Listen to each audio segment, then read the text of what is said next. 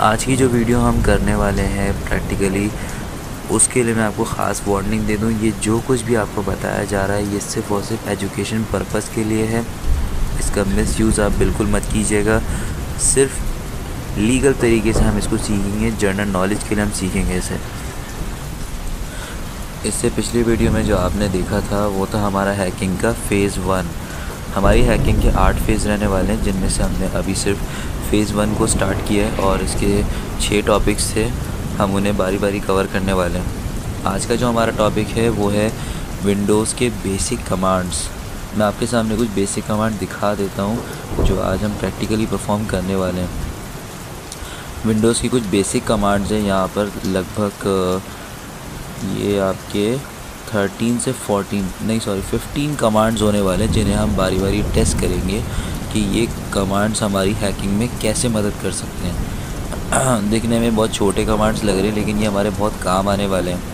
अच्छा, विंडोज़ की basic commands हमने जो नॉर्मली यूज़ करे होते हैं अपने घरों में, वो ये ग्राफिक्स होते हैं हमारी, यानी जो स्क्रीन पर आप देख रहे हैं इस टाइम, कि अगर मुझे किसी चीज़ को ओपन करना है मैं डबल क्लिक करके इसे ऑन कर सकता हूँ। ये इजीली हो जाता है। ये जो ग्राफिक्स है हर कोई यूज़ कर सकता है, लेकिन एज ए हैकर आप इसको कभी भी जो है वो यूज़ नहीं कर सकते हो ग्राफिक्स को। इसके 2 अहम रीज़न होते हैं। पहला रीज़न ये कि आप ग्राफिक्स को अगर यूज़ करोगे तो इससे डेटा बहुत ज़्यादा खर्च होगा। ग्राफिक्स को लोड करने में वीडियो कार्ड पर लोड पड़ता है, जिससे आपका हैकिंग प्रोसेस स्लो हो सकता है। हैकिंग करते हुए आपके पास टाइम की कमी बहुत ज़्यादा होती है, इसलिए आपको काम जल्दी करना होता है। दूसरा रीज़न कि जब भी आप हैकिंग करोगे तो ग्राफिक्स की वजह से आपकी लोकेशन का पता चलता है कि आपके पास कौन सी मशीन है, क्योंकि आप जब इंटरनेट पे जाओगे तो आपका विंडो मैक्सिमाइज़ होने के बाद, यानी विंडो मैक्सिमाइज़ से मेरा मकसद यहाँ पर ये देखें, ये विंडो इस टाइम अभी अपनी नॉर्मल कंडीशन के अंदर है। जैसे मैं इसे मैक्सिमाइज़ करूँगा तो ये गूगल को एक आइडिया मिल जाता है इससे कि यूज़र मोबाइल इस्तेमाल कर रहा है या फिर मोबाइल यूज़ कर रहा है या लैपटॉप इस्तेमाल कर रहा है, उसे पता चल जाता है। क्योंकि विंडो का रेशियो 16:19 या फिर 4:3, 4:3 मोबाइल का होता है, 16:19 LCD या लैपटॉप इन सब की स्क्रीन का रेशियो होता है। तो इस चीज़ से वेबसाइट को पता चल जाता है कि आप क्या यूज़ कर रहे हैं। तो ऐसे में आपको ग्राफिक्स का यूज़ नहीं करना है हैकिंग में, अगर आपने आपको सेफ रखना है। तो यहाँ पर हमारे पास कुछ कोड्स हैं, ये बेसिक कमांड्स हैं। इनका क्या क्या इस्तेमाल होता है ये मैं आपको बारी बारी चीज़ को क्लियर करता हुआ जाऊँगा और प्रैक्टिकली परफॉर्म करके दिखाऊँगा। तो बढ़ते हैं अपने टॉपिक की तरफ, और आप इंटरेस्टेड हैं इस चीज़ में तो चैनल को लाइक कर दीजिएगा, सब्सक्राइब कर दीजिएगा, कमेंट्स भी लाजमी कीजिएगा कि आपको मेरा काम कैसा लग रहा है। तो अपने प्रैक्टिकल को शुरू करते हैं।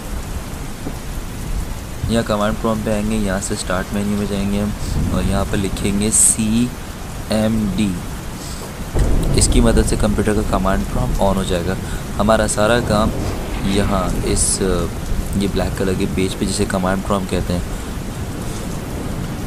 तो यहाँ पर एक कोड आप देख रहे हैं IP कॉन्फ़िग, तो इसकी मदद से हम अपना IP एड्रेस और इंटरनेट डिटेल को हासिल करेंगे। क्या होता है, यानी इस PC के अंदर IP एड्रेस क्या है इस PC का, और इसके अंदर जो है वो इंटरनेट क्या चल रहा है देखते हैं। तो देखते हैं क्या होता है अभी। IP कॉन्फ़िग, ये देखें सामने को डिटेल्स आ रही हैं। ये मीडिया स्टेट डिसकनेक्टेड, असल में ये ब्लूटूथ नेटवर्क कनेक्शन की बात कर रहा है। इस वक्त मेरे लैपटॉप के अंदर ब्लूटूथ एडाप्टर लगा हुआ है, पर मैंने उसे शट डाउन किया हुआ है, इसीलिए आपको डिसकनेक्टेड दिखा रहा है यहाँ पर। अच्छा, उसके बाद आ जाए नीचे वायरलेस लोकल एरिया नेटवर्क में हम इस वक्त इंटरनेट का इस्तेमाल कर रहे हैं। ठीक है, नेटवर्क के जब चैप्टर्स को हम पढ़ेंगे तो उसमें आपको डिटेल में बताऊँगा कि local area wide area network क्या होता है। फ़िलहाल अभी हम कौन सा लोकल एरिया नेटवर्क इस्तेमाल करते हैं। उसके अलावा हमारा जो कनेक्शन है, ये देखो IPv6 एड्रेस। IPs के जब हम चैप्टर्स को पढ़ेंगे तब हम फ़र्क देखेंगे कि IPv6 और IPv4 क्या होता है। ये जो IPv4 है ये इस वक्त मेरे कंप्यूटर की IP आपको दिख रही है सामने। सबनेट मास्क ये इस चीज़ को बताता है कि ये जो नंबर आप देख रहे हैं 255, ये इस चीज़ के लिए होता है कि ये जो राउटर की तरफ से नंबर अलॉट हो रहा है और जो मेरे कंप्यूटर की अपनी IP है, यानी ये वाला हिस्सा इंटरनेट का है और ये वाला मेरे कंप्यूटर का है, तो दोनों को साथ में जोड़ के दिखा रहा है। अभी आपको डिटेल इतनी समझ में नहीं आएगी, हम इन चैप्टर्स को डिटेल में पढ़ेंगे जब आपको क्लियर होगा अभी जस्ट आपको ओवरव्यू में आपको दे रहा हूँ कि ये कितने डिटेल्स काम करते हैं। डिफ़ॉल्ट गेटवे आपका आ रहा है ये इसलिए आता है यहाँ पर कि डिफ़ॉल्ट गेटवे ऐसा होता है कि आप कोई भी चीज़, यानी अगर मैं अपना अभी क्रोम खोलूँ और कोई चीज़ अगर सर्च करूँगा, एग्जांपल देखिए मैं यहाँ पर आपको दिखाता हूँ कि अगर मैं क्रोम खोलता हूँ, यहाँ से मैं टैब ओपन करके एग्जांपल मैं फ्लावर मंगवाता हूँ एग्जांपल, ये मैंने रिक्वेस्ट भेजी, ऐसे क्रोम पे डाली, अपने एंटर किया,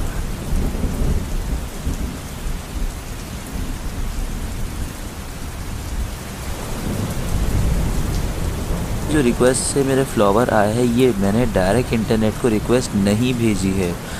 जब मैंने इसे एंटर किया तो मेरे क्रोम ने इस चीज़ की एक एप्लीकेशन बनाई और इसे फॉरवर्ड कर दिया मेरे राउटर पे। राउटर से ये रिक्वेस्ट होते हुए मेन इंटरनेट में गई है और ठीक उसी तरीके से मेन इंटरनेट से जब जवाब वापस आया तो मेरे राउटर में आया, मेरे राउटर से होते हुए मेरे कंप्यूटर में आया। ये सारा काम जल्दी हो जाता है, ये आपको पता नहीं चलता। लेकिन ये गेटवे अगर कंप्यूटर को नहीं मालूम होगा तो ये गेटवे बेसिकली राउटर का गेटवे है, ये मेन इंटरनेट में जाने का रास्ता नहीं, ये मेरे राउटर का गेटवे है, ठीक है। उसके अलावा लोकल एरिया कनेक्शन में दूसरी चीज़ें आ रही हैं, यहाँ पर देखते जाएंगे आप तो, यानी आपको एज एन हैकिंग करने से पहले जिस भी कंप्यूटर में आप हैकिंग करने वाले हैं या अपने कंप्यूटर के बारे में डिटेल निकालने वाले हैं तो आपको पता होना चाहिए कि आपके कंप्यूटर में क्या क्या चीज़ें मौजूद हैं। IP कॉन्फ़िग आपको आपका IP एड्रेस दिखा देगा और आपके इंटरनेट की डिटेल्स दिखा देगा, यानी जो भी आप PC के अंदर IP कॉन्फ़िग लिखेंगे उस PC का IP एड्रेस, उस PC का सबनेट मास्क, सब चीज़ें मिल जाएंगी आपको आसानी से, ठीक है। अब देखते हैं आगे एक और कोड है, उसको इस्तेमाल करते हैं।